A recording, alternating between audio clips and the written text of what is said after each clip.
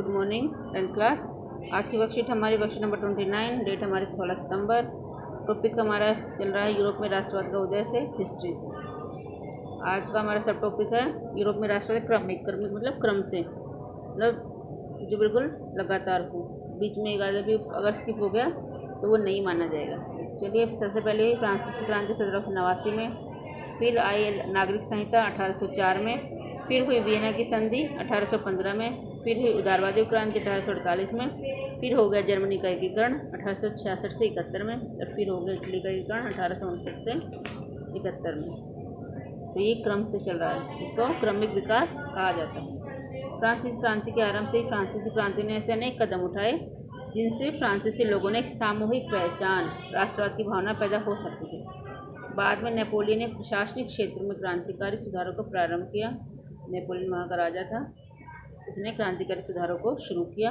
इससे 1804 की नागरिक संहिता या नेपोलियन की संहिता के नाम से भी जाना जाता है। आपसे एक नंबर में पूछा जा सकता है, नागरिक संहिता किसे कहते हैं, इसका सन पूछा जा सकता है। इसे दूसरा नाम क्या है इसका, नेपोलियन की संहिता। इसके अलावा यूरोप में 19वीं सदी के शुरुआती दशकों में राष्ट्रीय एकता से संबंधित विचार उदारवाद से जुड़े थे। अब है फ्रांसीसी क्रांति एवं राष्ट्रवाद, तो देख लेते हैं जो टॉपिक दिए हैं।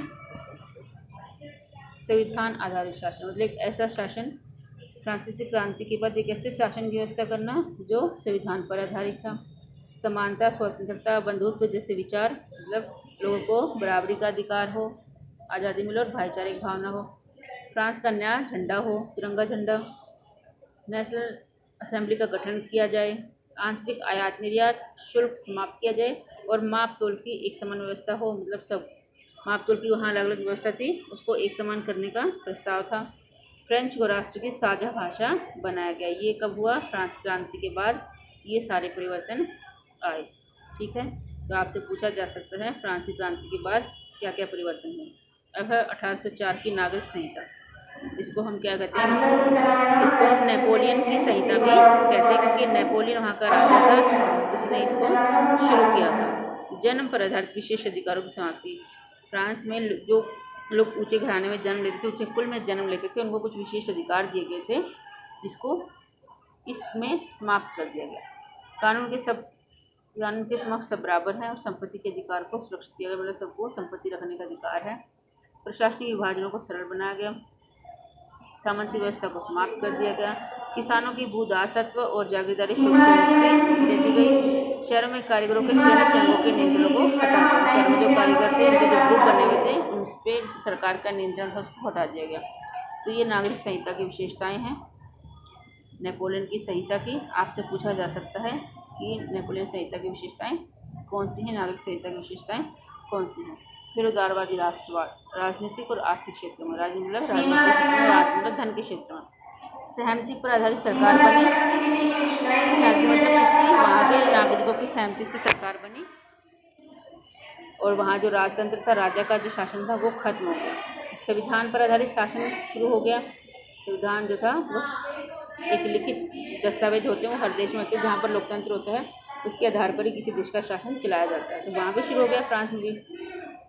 संसदीय सरकार या प्रतिनिधित्व सरकार हो गई, लोग अपना नेता खुद चुनेंगे।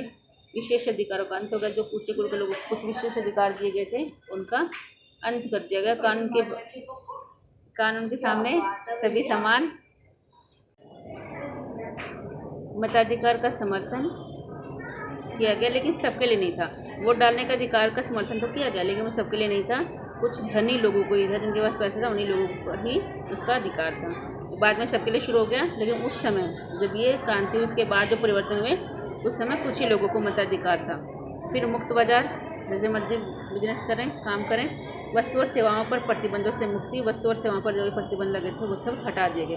तो ये परिवर्तन हुए फ्रांसीसी क्रांति के बाद। तो आपसे पूछा जा सकता है फ्रांसीसी क्रांति के बाद क्या क्या परिवर्तन है, कोई भी एक परिवर्तन आपको एक नंबर में पूछा जा सकता है, तो ये आप इसे समझ लीजिए।